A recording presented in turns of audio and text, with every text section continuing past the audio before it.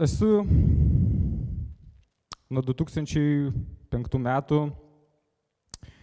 kaip sakant, ant savo užpakalio atsisėdęs verslininkas. 2005 metais nusprendžiau nebedirbti samdomą darbo ir kartu su žmona įsteigėm pirmą savo įmonę. Žmona yra teisininkė, aš esu baigęs informatiką, vėliau finansus ir ekonomiką Vilniuje studijavęs.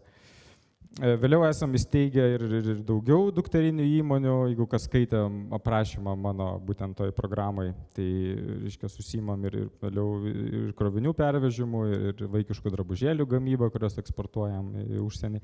Bet ta pirminė įmonė, kuri buvo, tai viršui matot logotipą Irista, jinai iki šiol specializuojasi dirbdami su užsieniečiais, kurie nori investuoti Lietuvoje, kurie nori pasirinkti kažkokią verslo formą.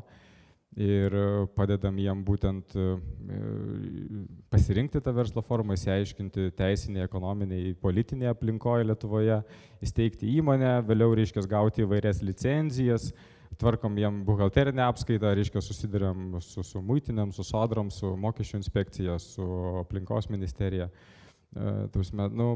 su didelė dalim verslo kontroliuojančių institucijų. Ir iš tiesų per tą laiką iš tiesų nuoskaudų daug susikaupė. Ir tai, kai paprašė manęs perskaityti šitą pranešimą, labai apsidžiaugiau, kad galėsiu tas visas nuoskaudas išlieti. Bet vėliau kažkaip apsiraminau, pagalvojau, kad visą pusvalandį čia kalbėti, tik tai kaltinti nėra tikslo, tai aš trupučiuką tada pasistengsiu truputį nušviesti, kokiom nuotaikom verslas gyvena ir kodėl reiškia tas, ko jisai tikisi iš tų kontroliuojančių institucijų ir su kuo susiduria ir kokių mes pokyčių galbūt tikimės.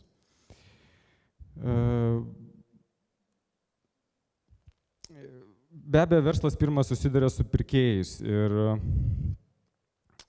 jau nuo pat pirkėjų tam smulkiam verslui yra labai sunku, nes Lietuvos pirkėjai, mano akimis, yra patys šlykščiausi, ar ne? Nes visų pirma, jų yra mažai, nes ir jų mažėja, reiškia, Lietuvoje tų pirkėjų, kurie kažką gali nusipirkti.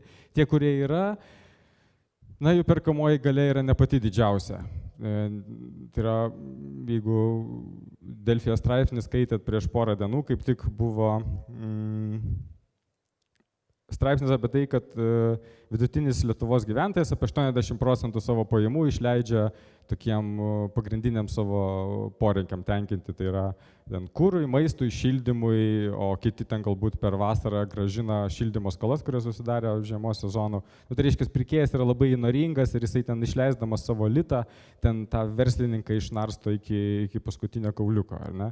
Tie, kurie turi pinigų, ir jisai grįžę iš Airijos, iš Londono, reiškia, jisai galvoja, kad jis yra rašytinas į raudonąją knygą. Ir jis ten 100 eurų, reiškia, iškėlęs, ten galvoja, kad ten ieško, kas jį labiau pamylės už tą 100 eurų, ar ne? Ir tokiu būdu, reiškia, laksto per visus tos internetinės parduotuvės ir bando, reiškia, tos vargšus verslininkus nusmaukti. Kas labiausiai nervina, kad visi, reiškia, tie pirkėjai jaučiasi labai protingi, ar ne? Ir jeigu tu jam pasiūlai kažkokį, visi ieško produkto dvigubai pigiau negu yra rinkoje kažkodėl, ar ne? Ir jisai nori nusipirkti tą patį ten Apple kompiuterį arba Mercedes, ar reiškia 3 kartus pigiau. Kai jam pasiūlai kažkokį substitutą, jisai sako, ne, bet žinai, pas tą Apple tai yra baltas maitinimo šaltinis, o čia yra juodas, žinai. Tai gerai, tai pirk Apple ir bus baltas, žinai, bet čia yra 3 kartus pigiau. Ne, tai aš noriu 3 kartus pigiau, bet tokio pačio kaip pas kaimyną, kur jisai brangiai pirko, žinai. Ir kas įdomiausia, jeigu tu jam galų gale randi tokį ir parduodi, tada jisai galvoja, svoločius, apgavo, bet nežinau, kurioje vietoj. Jis suvokia, kad negali ta prekė būti tokia pigi, gavo, ką norėjo, o lietuviai, kai nežino, kurioje vietoje išdūrė, jam tas skaudžiausia, ir vis tiek lieki kaltas, nes kažkur apgavai, bet nežino kur. Bet, žodžiu, vis tiek blogai, vis tiek antrą kartą pas tave nepirks. Tai, žodžiu, tokie tie lietuviai yra, nieko nepadarysi. Jeigu maža to, reiškia, susitvarko, tarkim, verslas su to pirkėju, jisai randa kažkokį nuostabų produktą, nuostabią idėją ir galvoja apie verslo plėtrą, bet, kokie ten pelnai Lietuvoje, ne? Ten viešuose pirkimuose kompiuterius pardavinėja ten su 2 arba 5 procentų maržą. Ir norėdamas daryti kažkokią verslo plėtrą, ateini į banką prašyti pinigų, o bankai sako, nu tai gerai, tai va tai gauk Invegos garantiją, tada surask kažkokį užstatą, kuris būtų 2 didesnis negu tavo prašoma pinigų suma. O geriausia, kad tai būtų iš vis depozitas mūsų banko sąskaitai. Palaukit, tai jūs norit, kad jums perves 2 kartus didesnę sumą pinigų, kad pasiskolinti 2 mažesnę? Nu, tai, beveik, bet čia maždaug, ta prasme, panašiai, žinai. Nu, tai klausimas, kam man to reikia. Žodžiu, reikia versti savais pinigais ir ta verslo plėtra jinai nėra tokia, kokios norėtų. Ir galų gale kažkada valstybės tarnybos departamente teko mums rašyti, tiksliau mano žmona rašė straipsnį apie pareiginius nuostatus, būtent verslo tarnybai, turiuomenį valstybės tarnybai, ar jie turi būti išsamus, ar jie turi būti siauresni. Bet ką aš norėjau pasakyti, kad smulkaus verslo atstovai pareiginių nuostatų jie neturi, ir jie neturi nei pareiginių nuostatų, ir jie neturi tabelių, nes iškias vadovas ir dar kokie nors 3, kurie įsteigė kažkokią mažą UAB, jie dirba 24 valandas per parą, 7 dienas per savaitę ir jie daro viską. Ir patys valo dulkes, patys, reiškia, šluosto gėles, turiuomenį, gal ir šluosto, jeigu apdulka, lieja turiuomenį. Patys vežioja prekes, patys užsako, reiškia, po to grįžta namo, telefonė skaito elektroninį paštą, gal kas nors užsakymą padarė. Ir jeigu jūs netyčia pirksit iš kokios nors mažos internetinės parduotuvės, ką nors šeštadienį vakare, tai nenustepkit, kad iš direktoriaus, tik padarysit užsakymą ir iš direktoriaus gausit laišką, kuriame bus parašyta, o kokios spalvos klaviatūros norite? Suprantat, verslas gauda kiekvieną pirkėją ir dirba, atostogauja 1 kartą per savaitę, turime savaitę per metus. Bet atostogauja vėl su telefonu prie jūros ir kas 5 minutės tikrina, ar netėjo užsakymas, ar koks nors svarbus klientas neparašė kokio laiško ir iškart jam atsako. Tai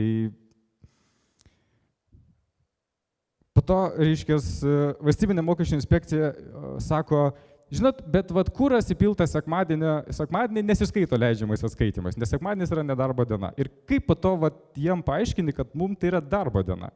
Nes mes dirbam ir sekmadienį, ir per atostogas, ir visada, nes mūsų yra mažai.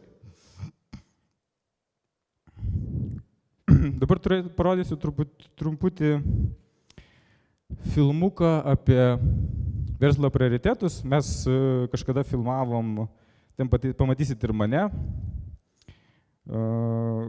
kai aš dar nebuvau verslininkas, tai turėjau biškį daugiau laiko pavalgyti ir po to truputėlį pakomentuosiu.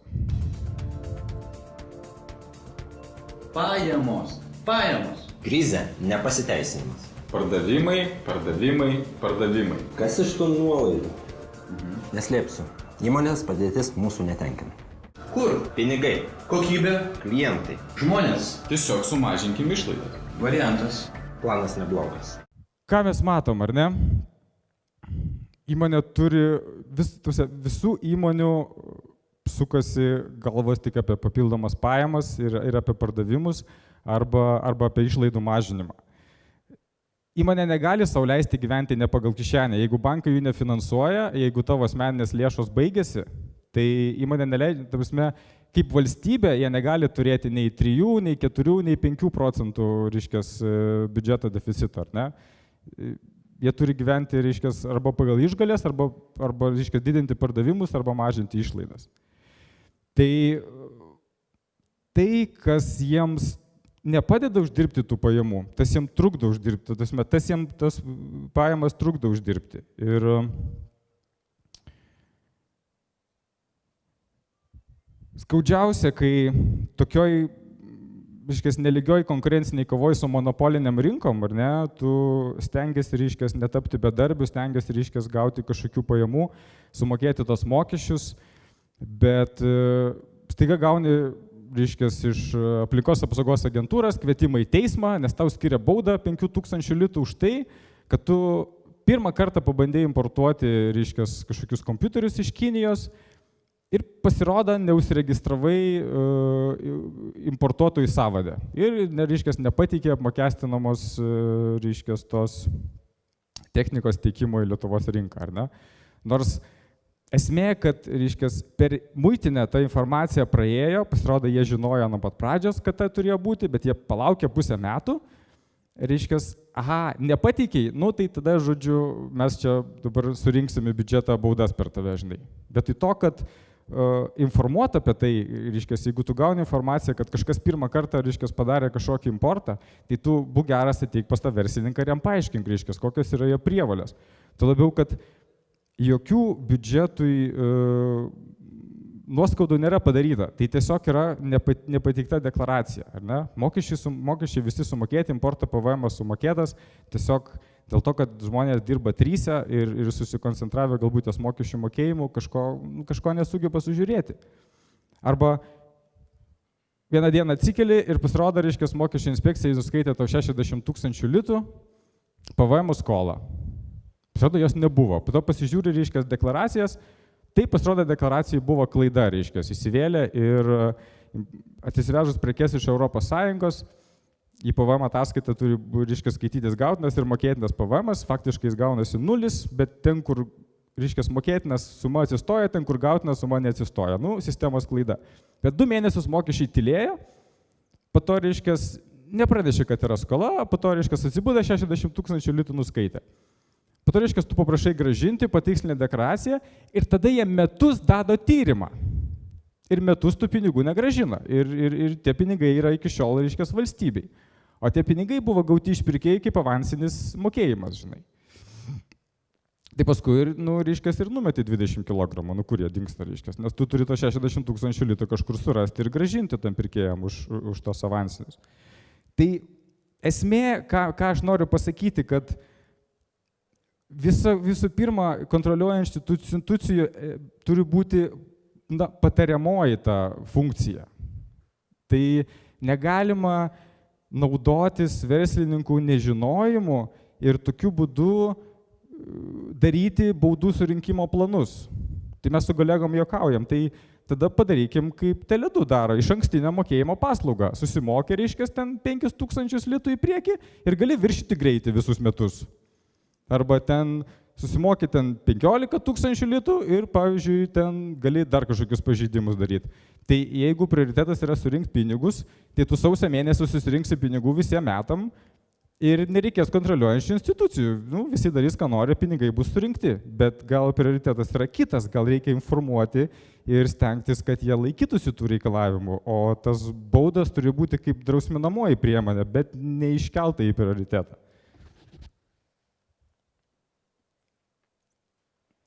Galų gale, jeigu tu ir nori kažką padaryti teisingai, tu vėl susiduri su problema, kad kartais tu turi padaryti žygdarbį, kad galėtum susimokėti tą mokestį. Nes yra institucijų, kuomet deklaracijos puslapėse yra taip stropiai paslėptos, kad, kokias taip 45 minutės ieškai, kol surandi tą deklaraciją. Po to tai ją surandi, atsidarai ir užpildymas jos ir aprašymas jos yra klaikus. Ta prasme, tu paskambini į kažkokiam darbuotojai, sakai, tai, sako, jūs nesijaudinkit, sako, nieks iš pirmo karto jų neužpildo, žinai.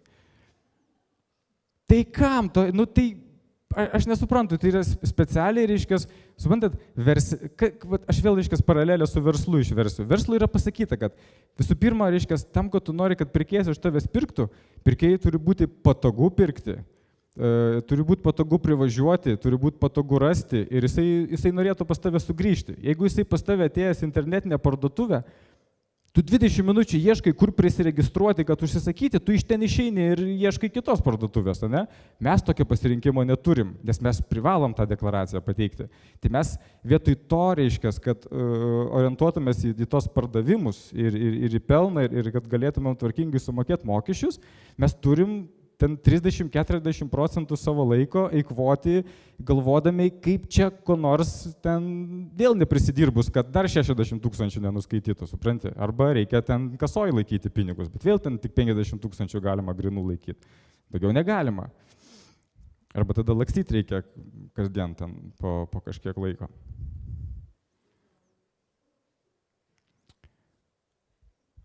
Oi, dar su kuo susiduriam. Kiekvienas tvarkoj, žodžiu, užpildai ten tą deklaraciją, atrodo viskas gerai, sako, tai rodo klaidą. Tai jo, sako, rodo klaidą už tai, kad, sako, jūs ten pažymos originalą mums neatvežėt, žinai. Tai palaukit, tai kam tada tai yra elektroninis deklaravimas, jeigu aš uždeklaruoju elektroniškai, bet pažymą vėl turiu atvežti, žinai. Tai aš galėjau ir tą pažymą, tarsi, viską atvežti vienu metu, žinai. Prasikankini pusvalandį, padarai, čia kalbu apie aplinkos ministerijos registravimąsi šitų importuotojų sąvadę. Reiškia, po to tu galų galę susinervuoji, atvažiuoji, atveži dokumentus, sako, nu jo, čia sako viskas gerai, trūksta vieno dokumento ir viso, viskas bus tvarkoj, žinai. Sakau, jūs pažiūrėkit, ar tikrai visi, jo, sako, čia viskas gerai, trūksta vieno, tai vat, sako, rytoj manęs nebus, bus kolegė, viskas bus tvarkoj. Važiuoji, sėdi kolegė, irgi graži. Jo, gerai, čia viskas tvarkoj, jo, bet žinot, reikia dar vieną dokumentą. Kokio dokumento? Plakit, jūsų kolegė vakar žiūrėjo, sakė, nereikia, žinai. Nu tai gal, jinai čia, žinot, pas kiekvieną savo tvarką, žinai. Kokia pas kiekvieną savo tvarka? Tai, žodžiu, kiekvienas kuria savo taisyklės. Tai arba tada tugu internete jie paskelbia grafiką, koks žmogus kada dirba ir surašo kiekvieno žmogaus, reiškia, taisyklės kažkokias. Tai kad, reiškia, jeigu ten Onutė, reiškia, Onutė reikia tokio sąrašo dokumentų. Reiškia, jos kolegiai ten Aistei kokiais nors, reikia kitokio. Reiškia, tu pasižiūri, mažiausiai dokumentų reikia pasaistę, žinai, nu pasaistę ir važiuoji, bet bus kaip toj reklamai, sako, aha, va kodėl vyrai pas tave visi eiliai stovi, šampūnas geresnis, matai buvo, nu ten kažkaip. Pasirodo, reiškia, pas vieną taisyklės yra geresnės, pas kitą blogesnės. Tai mes tai priimam iš principo kaip patyčios, nes, nu, iš tiesų mes trupučiuką norėtumėm, kad darbas vyktų kitaip. Kaip aš minėjau. Tai aš sutinku, kad yra sferų, yra vietų, kur iš tiesų galbūt reikia ir daugiau tos kontrolės. Ar ne? Tarkim, duosiu vieną pavyzdį, kodėl, ar jūs, visur yra reikalaujama, kad būtų sudėtis. Jeigu ten importuoji iš Kinijos drabužėlius, būtinai turi būti sudėtis parašyta. Iš ko jie padaryti ir taip toliau, reiškia, ten saugumo visi reikalavimai. Jūs kad nors bandėt Maksimoj paimti ir perskaityti pampersų sudėtį? Nėra. O tai, tai mažai jautrus produktas. Dabar visi kalba apie tai, kad tos daugkartinės sauskelnės yra, reiškia, lyg ir sveikiau, bet kodėl niekas nereikalauja ant pampersų sudėties? Nes ten yra turbūt nesmulkus verslas dirba su pampersais, tai yra naftos biznis, reiškia, pampersais toj ten visas pasaulis bus užverstas.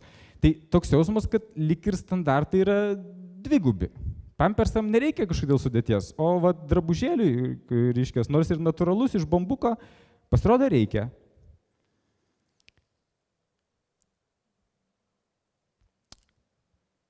Tai visumą žiūrint, mes iš tiesų neprašom, kad mums padėtumėt ten daryti pardavimus. Galų gale Lietuvos verslininkai ne graikai ir ne ispanai ir ne portugalai. Jie neina į gatves, reiškia, neprotestuoja, nedaro tokių profsąjungos protestų, kaip daro užsieniečiai. Lietuviai yra kantrus, jie, aišku, sukanda dantis, dirba, bet trupučiuką, reiškia, jeigu ta pagalba dar ateitų, ne tai, kad ne pagalba, reiškia, bet jeigu tos paslaugos būtų, kaip mes stengiamės, reiškia, suteikti savo klientam tas tokias, na, klientam reikia visko greitai, staigiai ir, reiškia, ir kokybiškai. Tai lyg ir gaunasi taip, kad mes panašiai tikimės ir iš tų kontroliuojančių institucijų, ar ne? Tai mes negalim pradėti dirbti kaip kontroliuojančios institucijos, nes tada iš mūsų niekas nepirks. Mes privalom tą daryti. Tai jeigu mes darysim visi vienodai, tai galbūt mums bus lengviau, mes daugiau uždirbsim ir daugiau ir tų mokesčių sumokėsim. Ir tada galbūt ir finansų ministerija bus laimingesnė planuodama savo biudžetus ir netokius griežtus baudų surinkimo reikalavimus iš tų kontroliuojančių institucijų prašys.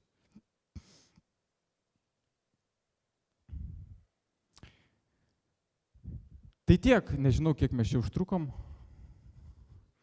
Beveik pataikiau. Tai gal klausimą kokį nors užduosit?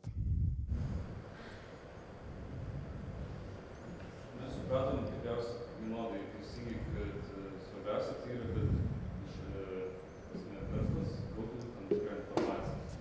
Kad jeigu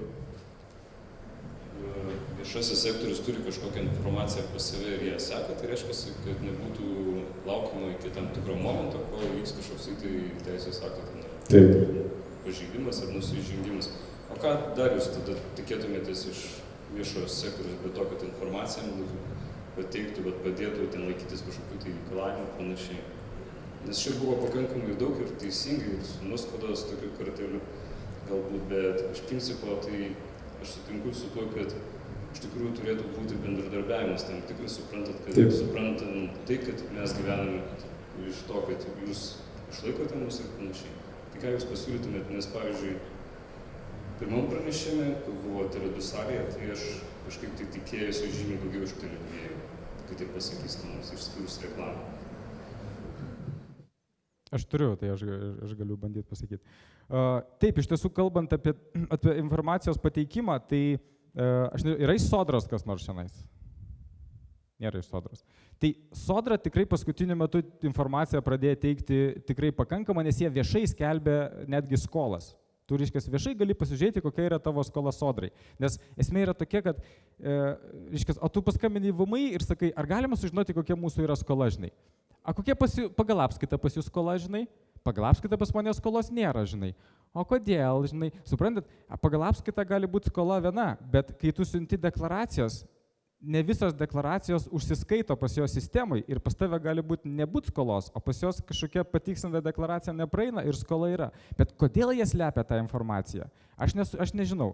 Tai čia mes perkelinėm iš vienos sistemos į kitą, tai čia mes patys tiksliai nežinom, žinai, tai čia reikia palaukti, kol prasisuks serveris, žinai. Tai sakau, tai jūs nesukokit to serverį, tiesiai pastatykit ir pažiūrėkit, kokia ten skola. Tai su Sodra yra jau paprastai. Kodėl VMI tą slepia, aš reiškia nežinau. Tarkim, kalbant apie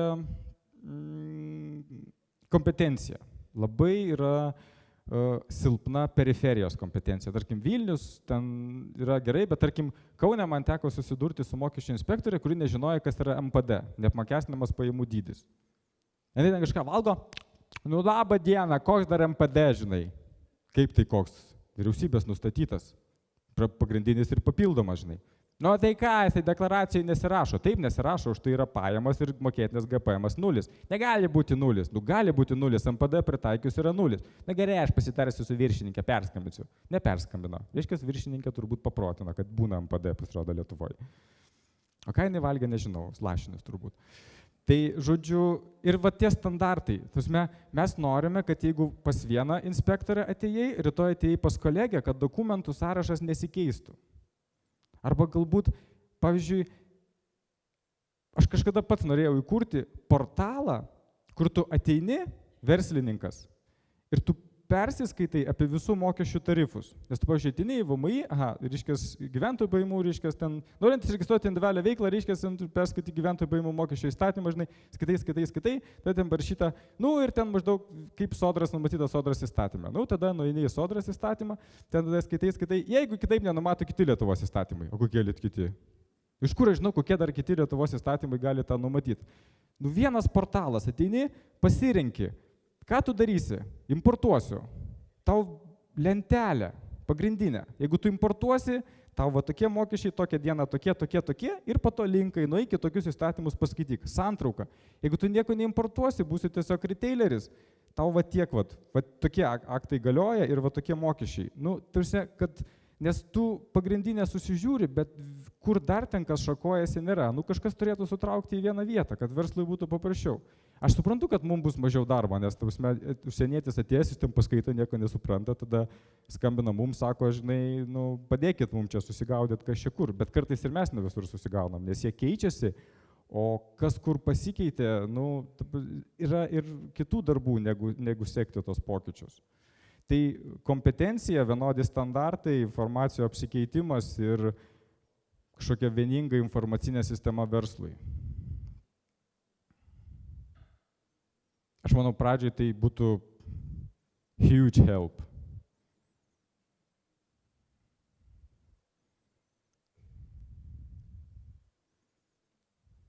Prašau.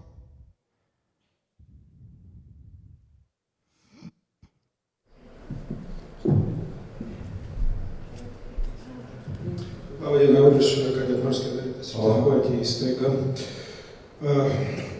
Toksai paprastas dalykas yra, kodėl Lietuvos kontroliuojančios institucijos neturi tokios tikslo funkcijos padėti, reiškia, Lietuvos ūkio subjektam padidinti savo konkurencingumą. Teko susidurti su Suomijos kontroliuojančiam įstaigom, reiškia, kaip žinome, visi tarptautiniai Europos Sąjungos teisiniai reikalavimai kartais yra labai plačiai išdėstyti, labai apvalūs, labai slidūs, sakykime, ir nuo to, kaip mes juos interpretuosim, labai dažnai priklauso tas ūkinis subjektas, ar jis bus apkrautas papildomais reikalavimais ar ne. Tai mane labai nustebino būtent suomių kolegų, sakykime, požiūris, kad jie visais būdais stengiasi padėti tam ūkio subjektui, visais įmanomais būdais, reiškia, apeiti tuos arba išaiškinti kažkaip tai tuos Europos lygio, reiškia, reikalavimus ir panašiai. Kai tuo tarpu Lietuvoje mes tiesiog sugalvojom visą eilę, sakykime, būdų, kaip padaryti tos reikalavimus dar labiau formaliais, dar labiau sudėtingais, sakykime, dar mažiau įmanomai, sakykime, įgalinančiais, reiškia, išeiti į tą tarptautinę rinką, tam, reiškia, Lietuvos ūkio subjektų ir panašiai. Aš tą sritį gerai žinau, kadangi mes irgi esame tikrinanti įstaiga, bet jinai privati ir mes uždirbam pinigus iš tikrinimo. Tai va šitas aspektas labai, reiškia, keistai, reiškia, nuteikia ir labai norėtųsi, kad valstybinės, reiškia, viešosios kontroliuojančios institucijos kreiptų dėmesį galimybę, kaip, reiškia, reguliuoti tą mechanizmą, sakykime, tą prasme, kad konkurencingumas Lietuvos verslo subjektų, ypatingai mažųjų verslo subjektų, būtų didesnis.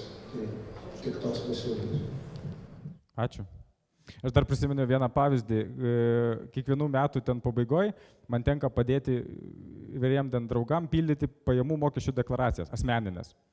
Ir, reiškia, įdomus faktas, reiškia, tu gauni tą preliminarią deklaraciją, ją užpildai, pridedi ten papildomus duomenys iš pažymos, kokias gauni iš tų darbdavių, nusinti. Ir paskui, reiškia, po kiek laiko gaunasi, reiškia, deklaracija atmesta dėl, reiškia, ten duomenų, žinai. Tu tada paskambini, sakai, o, reiškia, kas ten negerai? Jie sako, tai va, ten pajamas neteisingai nurodyta, žinai. O tai, iš kur jūs žinot? Nu, tai mes turim duomenis ir matom, kad neteisingai nurodyta, žinai. Tai gerai, o kokios jos turi būti? Tai va, nesakykime, jūs teisingai, nesakykite, jūs nurodykite teisingai, mes tada pažiūrėsim, teisingai ar neteisingai nurodėt, žinai. Plakite, sakau, tai aš tada ateis 25 diena ir sakysiu, labą dieną, tai koks pas mane šiandien mokėtinas PVM-as? Nežinot, tai vad kol neatspėsit, nemokėsiu. Tai čia būtų, toks atsakomas į žingsnį, suprantat? Iškės jie viską žino, bet sako, vat nesutampa duomenys, o kokie pas jūs duomenys? Vat jūs patys turite žinoti, žinai. Vat užpildysit, mes pažiūrėsim, žinai. Tai ta preliminari deklaracija, reiškia, jau jų duomenys, tai kam tada gyventojai ten, tai jeigu jūs turit visus duomenys, tai ir grąžinkit jam tą permoką. Kodėl iš jo dar, iš to vargšo, reiškia, kažko, tai kad jis vaikščiotų, ieškotų, kas užpildys tada, ir kuo toliau to sudėtingesnė darosi, ten tų priedų, reiškia, dydis jis auga, žinai. Toks, reiškia, niekaip kitaip nepavadinsi, bet, toks žaidimas, reiškia, skat ir perė, pasityčiamas, reiškia. Gaila, kad verslas negali tai padaryti, žinai.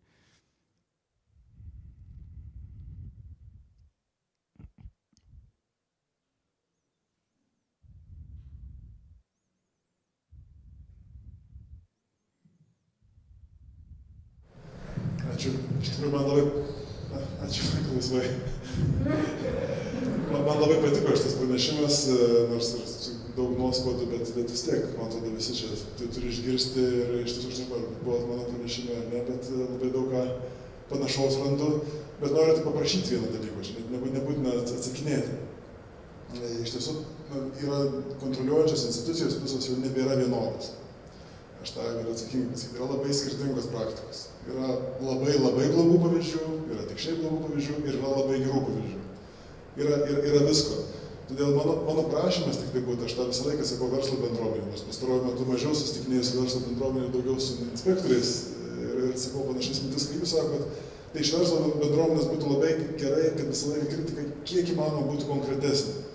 Sakot, blogai, dabar labai gerai, kad įvardinat institucijas, jeigu gerai irgi kokias, bet mano supratimu, tai daugelį atvejų vis tiek užduotas yra tonas vadovams, vieni vienaip reaguoja, kiti kitaip, bet parašyti, kad štai šita graži mergina vienus reikalavimus turi, kita kitus ar ne, viena gerai elgesi, kita negerai, nes pasakysiu atvirai, šnekant su inspektoriais, jie irgi yra žmonės, jie irgi turi savo baimės ir savo rutinas ir savo instrukcijas ir jeigu jie išgirs gerą žodį, kad padarė gerai, tai lygiai taip pat pasijus neplakami to diržu, kurį jūs čia tą rykštę, kurią ten pavaizdavot.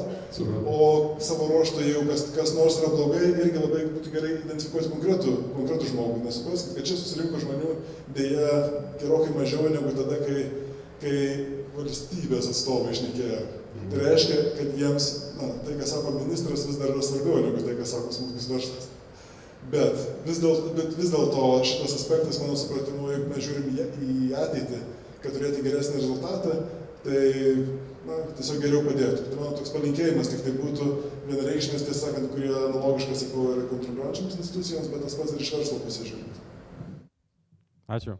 Na, žinot, kaip toj dainoj, what doesn't kill, that makes us stronger, tai iškės, kas mūsų nenužudo, daro stipresniais, tai bet kokiu atveju mes, reiškia, daromės vis labiau užgrūdinti ir tai daro mus Lietuvą konkurencingesnė, reiškia, ko gero, reiškia, visame pasaulyje. Tai taip neslėpsiu, kad situacija iš tiesų jinai darosi geresnė ir kaip ir minėjo, tarkim, valstybinės mokesčių inspekcijos tam tikros, reiškia, vietos, jos tikrai tobulėja, reiškia, ir tas pats socialinis draudimas. Bet kartais matosi, kad tam tikros vietos tobulėja, bet gal kažkurios užmirštamos. Jo. Tai tą konkretumą mes tada, stengsimės, reiškia, fiksuoti ir dalinti su jumis. Ačiū labai už komentarą. Ačiū labai.